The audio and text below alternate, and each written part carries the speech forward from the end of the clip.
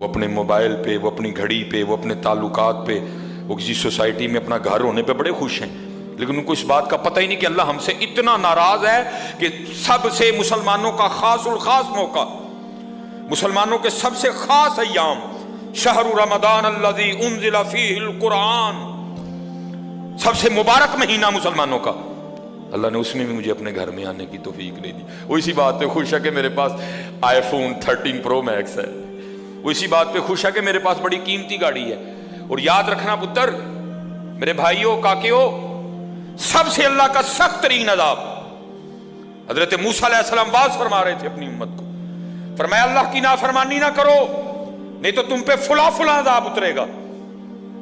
ایک شخص اٹھ کھڑا ہوا، عرض کرتا ہے اللہ کے نبی علیہ السلام آپ فرما رہے ہیں اگر اللہ کی نافرمانی کرو گے تو فلاں فلاں عذاب آئے گا، میں تو جیسے جیسے نافرمانی کرتا ہوں اس کی نعمتیں مجھ پہ بڑھتی جاتی ہیں، مال بڑا ہے، بڑھ رہا ہے دن بہ دن، اولاد بڑی ہے، بڑھ رہی ہے دن بہ دن، تو پھر سزا کاہے کی ہوئی؟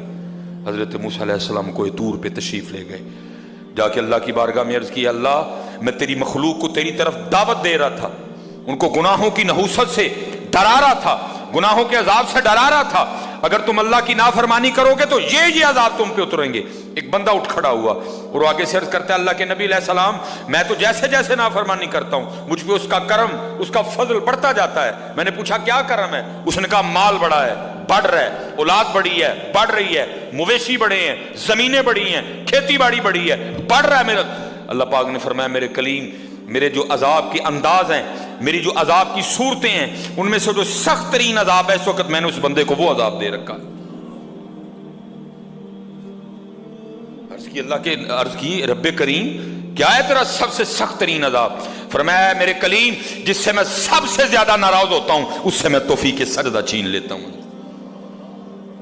اپنے آئی فون پہ خوش نہ ہو، کسی سوسائٹی میں گھر بنا کے خوش نہ ہو، برانڈ کے کپڑے پہن کے خوش نہ ہو، اصل شانوں والا وہی ہے جس کو توفیق سجدہ ہے۔ ہاں نہ بھائی شیطان کے دھوکے میں آنا، یہ کوئی نہ سمجھے میں کسی کو ٹچ کر رہا ہوں، یہ ساری نعمتیں میری اللہ نے مجھے بھی دے رکھی ہیں، لیکن کچھ نہیں ہوتا توفیق سجدہ، اسے توفیق سجدہ نہیں فرمایا سخت ترین عذاب میں مبتلا ہے، میں نے اس سے توفیق سجدہ چھین لی ہے، میں نے اس سے اپنا نام لینے کی توفیق چھین لی ہے۔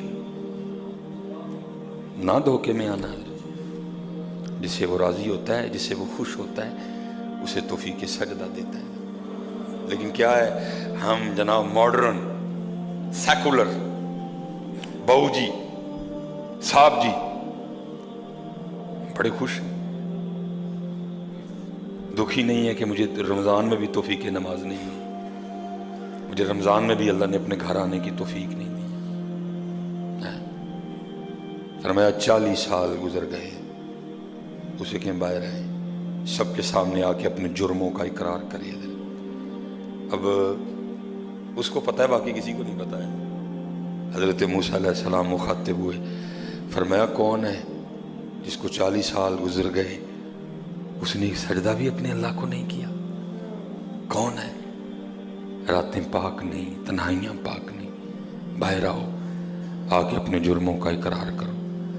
اب وہ کیا اس کو پتہ ہے؟ سجے کھبے اگے پیچھے والے کو نہیں پتہ کوئی، اس نے نا چادر میں منہ چھپا لیا تاکہ دائیں بائیں والے کو نہ پتہ چل جائے، اور عرض کیا کرتا ہے رب کریم 40 سال گزر گئے، جیسے گزارے سو گزارے، راتیں جیسی تھیں جیسی تھیں، اور میرے مالک اگر 40 سال پردے ڈال کے رکھے تو کیوں لگا سب کے سامنے میرے پردے کھولنے ہیں؟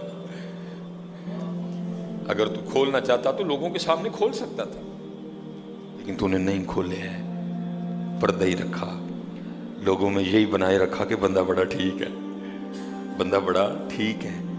ہاں حضرت جی کھولن تے آئے تے توبہ توبہ توبہ، ڈر لگدا میاں، کھولن تے آئے تے پلیاں پلیاں دے کھول چھڑے دے۔ اور پتر گل تانوں اصل دساں، گل صرف ہے جی پردہ ہی پائے اس، باقی گل کوئی نہیں جی ہے، پردہ ہی پائے۔ میرے قیم صاحب رحمۃ اللہ تعالی علیہ سے کسی نے پوچھا حضور نیک کیا ہے بد کیا ہے؟ فرمایا میاں گل تو وہ کی پوچھ بیٹھا ہے، لیکن پھر سن جو پوچھی لئی ہے۔